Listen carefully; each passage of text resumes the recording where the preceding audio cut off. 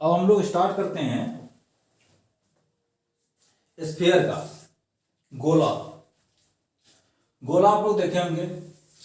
एक तो गोला फेक भी होता है यूनिवर्सिटी लेवल पे या स्कूल में भी, ऐसा रहता है लोहे का, ठीक है, इसमें भरा हुआ रहता है। या आप क्रिकेट में देखते हैं, क्रिकेट में बॉल जो होता है वो गोला जैसा रहता है, कॉर्केट का बॉल जो होता है, ठीक है, इसके अंदर कुछ ना कुछ भरा रहता है इस तरह से। और इसी के साथ एक चीज और देखेंगे हम लोग, हेमीस्फीयर। इसमें क्या होता है, उस गोले को क्या करते हैं, देखो इसे, इसको आधा काट देते हैं। ये इसी गोले को हाफ काट दिए, ये इस तरह का रचना हो जाएगा। ये फिगर हो जाएगा आपका हेमीस्फीयर का, ठीक। अब यदि सपोज करो ये गोला जो होगा इसका कुछ ना कुछ रेडियस तो होगा, रेडियस आर होगा, ठीक। अब गोले का कोई कहेगा हाइट कितना होगा, यदि इसकी ऊंचाई की बात करें ऐसे, तो ये भी तो, चूंकि रेडियस जो है सभी जगह से, सरकमफ्रेंस के कहीं से भी आप यदि इसको सेंटर से मिलाओगे तो ये आर होगा, तो ये भी आर होगा और ये भी आर होगा, तो ये 2r हो जाएगा, 2r। इसकी ऊंचाई कितनी हो जाएगी, 2r। इसका इस्तेमाल तब करते हैं जब, जैसे सपोज करो कि इसको हम कहेगा कि बेलन है आपके पास, क्वेश्चन जैसे देता है, एक इस तरह से बेलन है, इसमें जो है एक गोला डाल दिया इसमें, और गोले का जो रेडियस है वो इसके बराबर है, बेलन के रेडियस के बराबर है गोला का रेडियस, ठीक। डाल दिया, कितना पानी निकलेगा बाहर, इस तरह का क्वेश्चन होता है। ये पानी से भरा हुआ है, बेलन जो है पानी से भरा हुआ है, और इसमें एक गोला डाल दिया जिसका त्रिज्या 2r है, ठीक। और इसका भी त्रिज्या 2r पहले से लिखा हुआ है, 2r है लिखा हुआ, मानो 2r त्रिज्या का वैल्यू दिया हुआ है, ठीक। अब इसमें 2r का एक गोला डाल दिया, तो इसमें यदि पानी भरा हुआ है, कितना पानी इससे बाहर निकल जाएगा, इस तरह का क्वेश्चन एग्जाम में बहुत सारा आता है। तो आपको यह जानना होगा कि इसकी हाइट की जब बात होगी किसी गोले की, तो वो हाइट कितना होगा, 2r के बराबर होगा। ये कंफर्म कर लो इस चीज को। और इसका हाइट क्या होगा, सेमी स्फीयर का, ये r है चूंकि रेडियस, तो r होगा, ठीक। ये क्लियर हो गया, ये r हो जाएगा और इसका 2r हो जाएगा। अब चलते हैं पहला, वक्र पृष्ठ क्षेत्रफल क्या होगा, वक्र पृष्ठ क्षेत्रफल।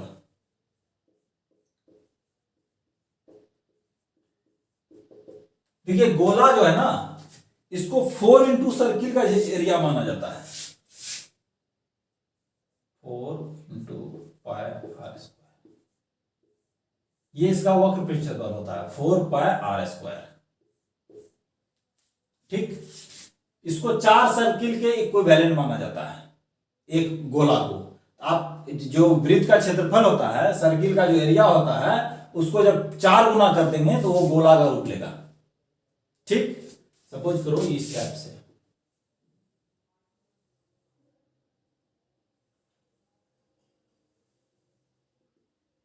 इस तरह से जो है 4 सर्किल ले लो और उसको मिला दो, ठीक है, तो गोला का रूप ये पकड़ेगा, एक गोला बन जाएगा।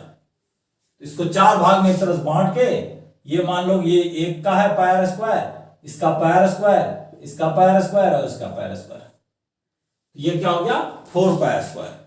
अब इसी चीज को हेमीस्फीयर में तुलना कर लो, यहां पे हेमीस्फीयर में क्या होगा वक्र पृष्ठ क्षेत्रफल,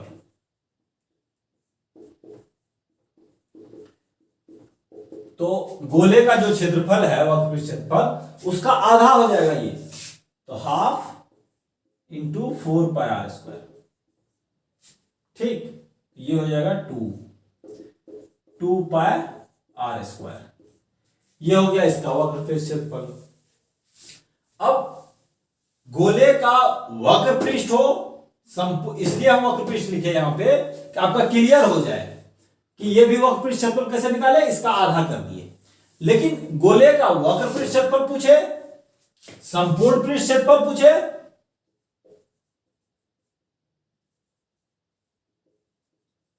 वो इक्वल होगा, पाई आर स्क्वायर ही होगा, क्योंकि इसमें बेस का कोई आधार नहीं है, ये ऐसे ही गोल है। ठीक, अब इस पे है, इस पे आधारित है, ये बेस है, देखो यहां पे ये पार्ट इसका छूट रहा है सेमी स्क्वायर में, इसमें क्या है, पूरा है। तो संपूर्ण पृष्ठ क्षेत्रफल, वक्र पृष्ठ क्षेत्रफल जो भी बोला जाए वो क्या होगा, पाई आर स्क्वायर ही होगा। यहां क्लियर हो गया। वक्र पृष्ठ क्षेत्रफल का इस्तेमाल इसलिए किया कि आपको याद क्लियर हो जाए कि आपको हेमीस्फीयर में भी वक्र पृष्ठ क्षेत्रफल इसका आधा होता है। ठीक, लेकिन संपूर्ण पृष्ठ क्षेत्रफल की जब बात होगा, संपूर्ण पृष्ठ क्षेत्रफल, ठीक है, total surface area of hemisphere, तो हेमीस्फीयर का टोटल सरफेस एरिया क्या हो जाएगा, 2 पाई आर स्क्वायर। यहां तक तो क्लियर है। ठीक, अब प्लस इसका एरिया, ये वाला जो बचा है, तो आर इसका था ही, पाई आर स्क्वायर हो जाएगा ये।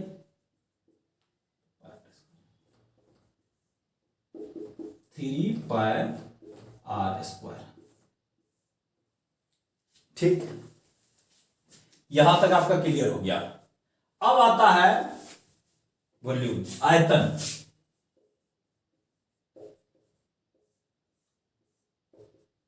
आयतन में आप पढ़े थे बेलन में क्या पढ़े थे,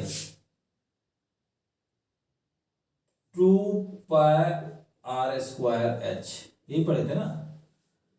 अब यहां पे एच क्या है, 2r है, इसका एच 2r है ना। एच के बदले यदि हम 2r लेते हैं, ठीक, और शंकु का 1/3 याद रखेंगे, बता रहे हैं, देखो 1/3 into 2 pi r square into 2r बराबर हो जाएगा 4/3 pi r cube. 4/3 pi r cube. क्या किए, एच कितना निकाले इसका, 2r, एच के बराबर 2r रख दिए।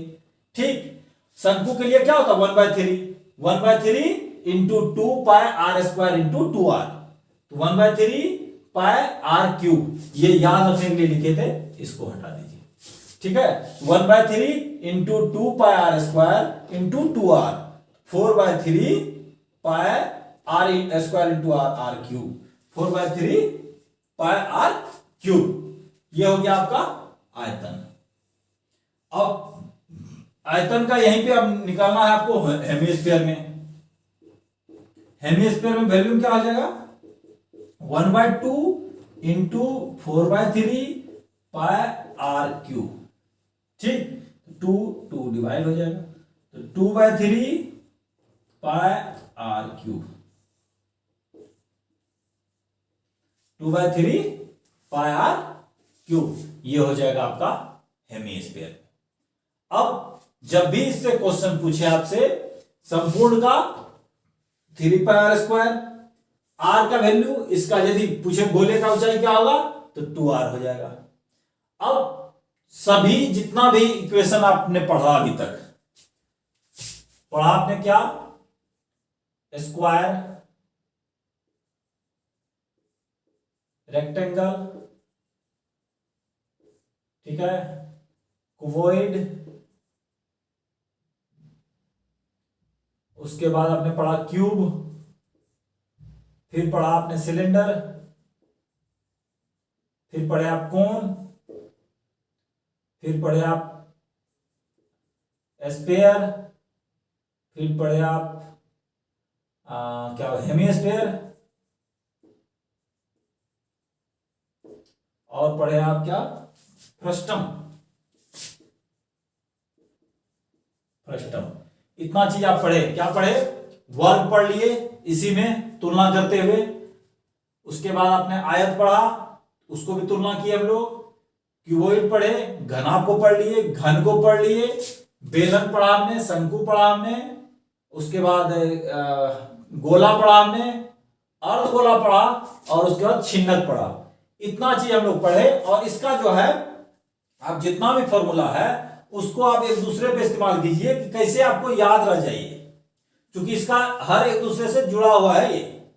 ये पार्ट आप यदि कहीं भी मिस करेंगे, आप जैसे सपोज करो आपको बेलन आता है और स्पेयर नहीं आता है, तो ये सवाल बनेगा नहीं। इसमें आपको कहेगा भाई इस बेलन में जो है ना हम एक गोला डाल दिए या 4 गोला डाल दिए इसमें, ठीक है, तो इससे कितना पानी निकलेगा, बहुत सारा क्वेश्चन इससे रहेगा। या अर्धगोला इसके ऊपर रख देगा, इसके ऊपर बेलन के ऊपर एक अर्धगोला हेमिस्फीयर बैठा देगा। इस तरह का मेरा एक हेमिस्फीयर टोपी पहना दिया, इसको इधर से भी टोपी पहना देगा क्वेश्चन में। तो आपको इसका इस्तेमाल करना है। इस पेज पे इस पे टोपी पहना देंगे तो क्या फॉर्मूला क्रिएट होगा, कैसे बनाएंगे सवाल। तो जितना आप इस्तेमाल करोगे इसका उतना ही आसान हो जाएगा आपका। आप सवाल बनाने से पहले जितना फॉर्मूला है उस पे आप पूरा कंसंट्रेशन करके उसका इस्तेमाल कीजिए। इसका वक्रपीठ क्षेत्रफल यदि 4πr² हुआ तो अर्धगोला का क्या हुआ और ये कहां से आया, ठीक। तो याद रखने का तरीका क्या था, 4πr² है तो इसका जो है 4 पार्ट में इसको बांट दीजिए। वक्रपीठ क्षेत्रफल, संपूर्ण पृष्ठ क्षेत्रफल दोनों एक ही होता है इसका। तो आपको ये ध्यान में रखना है। वक्र इसलिए याद करेंगे कि वक्र यदि 4πr² है तो इसका आधा ये हो जाएगा। संपूर्ण भी इसका 4πr² है, लेकिन यहां पे संपूर्ण के लिए आपको एक जो वृत्त बच रहा है इसका, चूंकि काट दिए हैं इसको, ये उस तरह से याद करो आप कि एक रुमाल है आपके पास, हैंड कर्चीफ है एक आपके पास, रुमाल, ठीक। अब कोई क्वेश्चन किया आपसे कि रुमाल में कितना कोना होता है, आप बताओ उसको 4, ठीक है। एक ये कोना, एक 2 3 4। अब 4 कोण तो है इसका। अब कहा कि कोई कि एक कोण को काट के हटा दिया जाए, यहां से यहां इसको हटा दो। अब हटा दिया, ये 5 कोण का हो गया, एक यहां भी बन गया, एक यहां भी बन गया। तो ये घटने की वजह क्या होगा, एंगल बढ़ गया इसका, 5 कोण बन गया इसका। तो उसी तरह से जब इसको काट दिया गया तो एक सर्किल यहां आ गया। तो ये क्या हो गया, इसमें संपूर्ण पृष्ठ क्षेत्रफल के लिए आपको πr² इसमें जोड़ना पड़ा। तो इस तरह से इसको आप समझिए और इस पे आधारित सवाल जो है बनाइए। इसमें मेनली 9th में भी इसका सवाल बहुत अच्छा है और 10th में भी है, और रेलवेज वगैरह में एसएससी में पूछता ही है, तो आप इसका इस्तेमाल कर सकते हो। 10th के बोर्ड में भी 10 से 15 नंबर का रहता है इससे, इस चैप्टर से 10 से 15 नंबर का क्वेश्चन इस चैप्टर से रहता है, इसीलिए इसको बनाइए। और फिर मैं भी इसमें बहुत सारा सवाल आपको बताऊंगा आगे। थैंक्स।